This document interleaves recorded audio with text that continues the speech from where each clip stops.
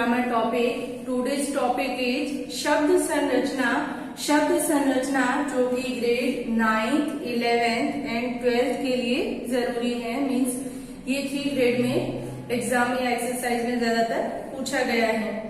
शब्द संरचना जिसे इंग्लिश में वर्ड फॉर्मेशन कहा जाता है. वर्ड फॉर्मेशन जो कि इंग्लिश में आप जिन्हें प्रीफिक्स और सफिक्स वर्ड कहते हो उन्हें हिंदी में उपसर्ग और प्रत्यय कहा जाता है. तो सबसे पहले हम शब्द संरचना में प्रीफिक्स वर्ड करेंगे. प्रीफिक्स वर्ड उपसर्ग किसे कहते हैं या उपसर्ग की परिभाषा क्या है. तो सबसे पहले लेंगे उपसर्ग की परिभाषा.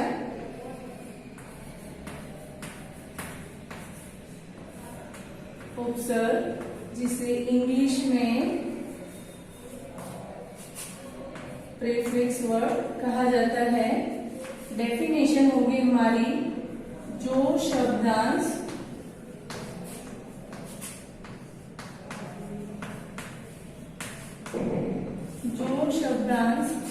किसी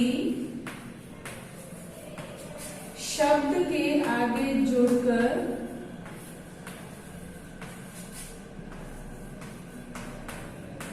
जो शब्दांश किसी शब्द के आगे जुड़कर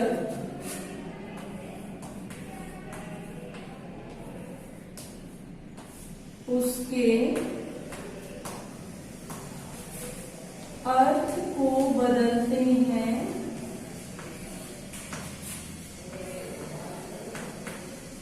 उन्हें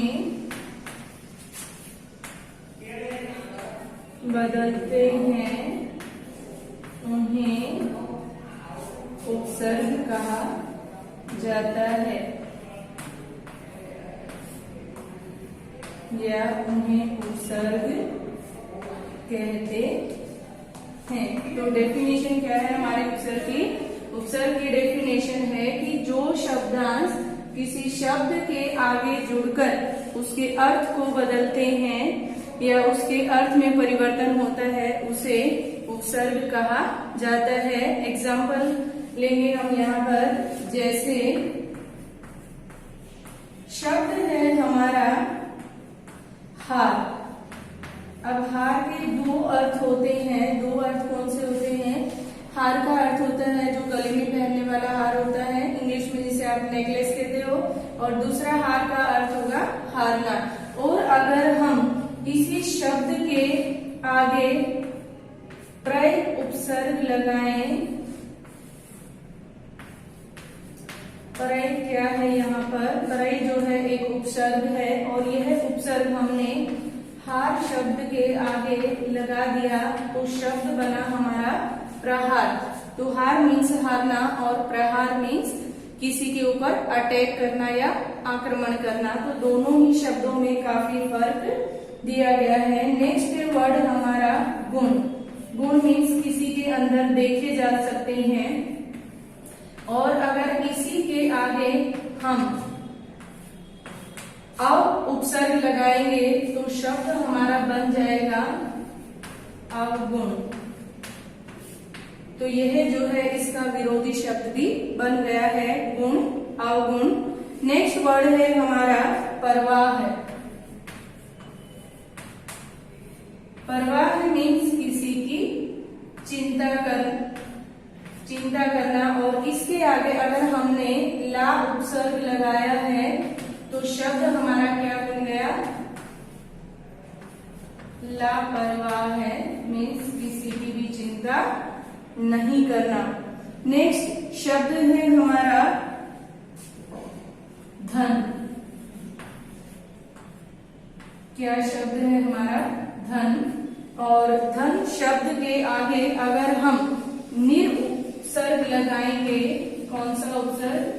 अगर हम निर उपसर्ग लगाते हैं तो शब्द हमारा बन जाता है निर्धन. तो धन मीन्स जो ज्यादा धनवान होता है और निर्धन मीन्स जिसके पास बिल्कुल भी धन नहीं होता है. तो इस तरह से उपसर्ग शब्द की परिभाषा क्या रहेगी. उपसर्ग की जो शब्दांश किसी शब्द के आगे जुड़कर उसके अर्थ को बदलते हैं उन्हें उपसर्ग कहा जाता है. और उपसर्ग के किस तरह से हमें शब्द लिखने हैं और उपसर्ग लगाने के बाद जोड़कर हमें उनको कैसे लिखना है और मेन मुख्य शब्द हमारे कैसे दिए गए। जैसे फर्स्ट है हमारा हार। हार के आगे अगर हमने प्रय उपसर्ग लगाया है तो शब्द जुड़ने के बाद प्रहार बन गया। प्रहार मीन्स किसी के ऊपर आक्रमण करना।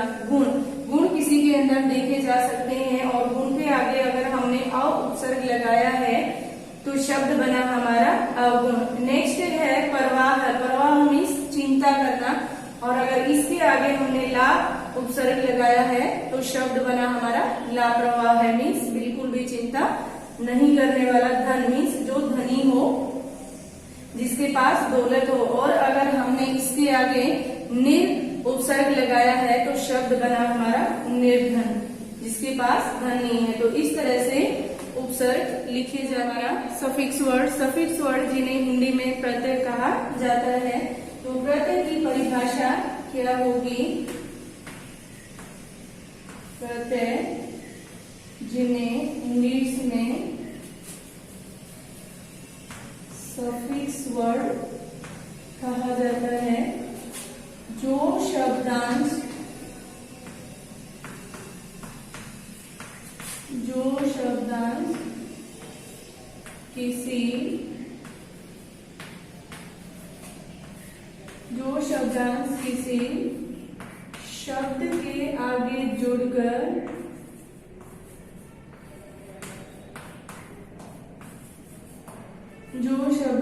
किसी शब्द के आगे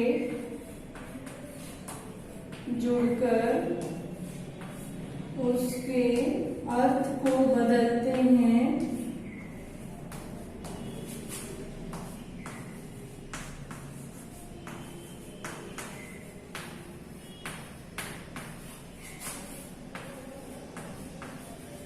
उन्हें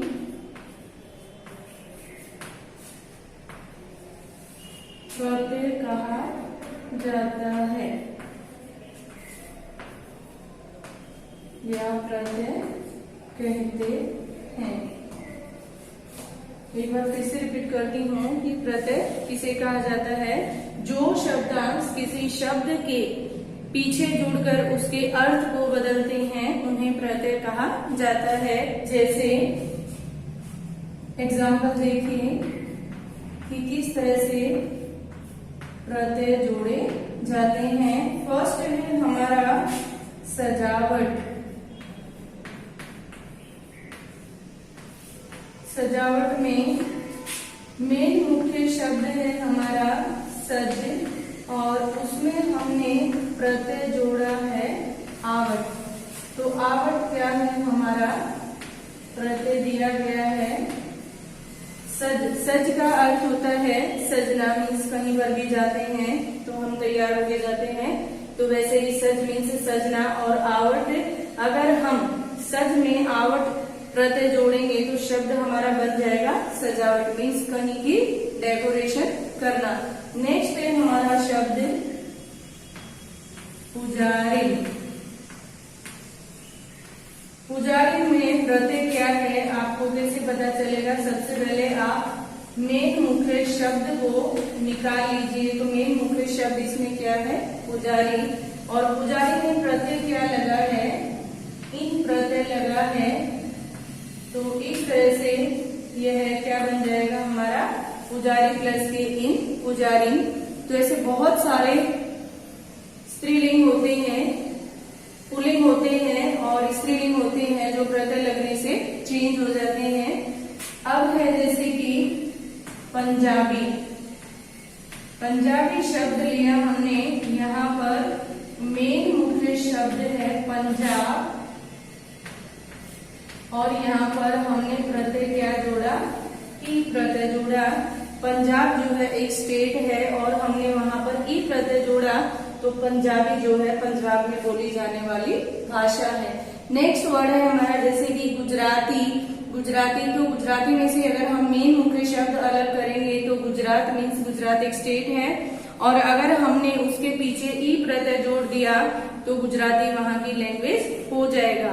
तो ऐसे बहुत सारे शब्द हैं जैसे कि छात्रा। छात्रा में मेन मुख्य शब्द क्या है? छात्र, जिसे इंग्लिश में स्टूडेंट कहते हैं और हिंदी में छात्र कहते हैं। और अगर हमने उस छात्र शब्द के पीछे आ प्रत्यय जोड़ा तो क्या बन गया वहां पर छात्रा। तो इस तरह से पुल्लिंग से स्त्रीलिंग प्रत्यय भी होते हैं। नेक्स्ट वर्ड है हमारा जैसे कि दवाखाना। दवाखाना में मेन मुख्य शब्द क्या हुआ हमारा दवा, और उसके पीछे हमने प्रत्यय क्या जोड़ा खाना। तो दवा मीन्स क्या हुआ जो हम खाने के लिए लेकर आते हैं किसी भी डिजीज के लिए, कहाँ से, केमिस्ट से। तो अगर हम लेकर आते हैं दवा तो वो हो गई जो दवा हम लेते हैं। और दवा खाना जहाँ पर हम हॉस्पिटल में जाते हैं, दवा खाने में जाते हैं किस चीज के लिए, ट्रीटमेंट के लिए, तो वो हो गया दवाखाना। तो दोनों ही शब्दों में काफी फर्क है। और अगर आपसे पूछा जाए कि उपसर्ग और प्रत्यय में क्या अंतर है तो आप कैसे उन दोनों के बीच अंतर स्पष्ट करोगे। दोनों की जो डेफिनेशन दी गई है, जैसे कि पहले है उपसर्ग। उपसर्ग जो शब्दांश किसी शब्द के आगे जुड़कर उसके अर्थ को बदलते हैं उन्हें उपसर्ग कहा जाता है। जबकि जो शब्दांश किसी शब्द के पीछे जुड़कर उसके अर्थ को बदलते हैं उन्हें प्रत्यय कहा जाता है। तो इस तरह से उपसर्ग और प्रत्यय शब्द जोड़े जाते हैं और तोड़े जाते हैं। तो आप इस वीडियो को अच्छी तरह से देख लीजिए, सुन लीजिए, और आपकी टेक्स्ट बुक में इससे रिलेटेड कई वर्ड दिए होंगे, उन्हें भी आप एक बार रेफर कर लीजिए। Thank you.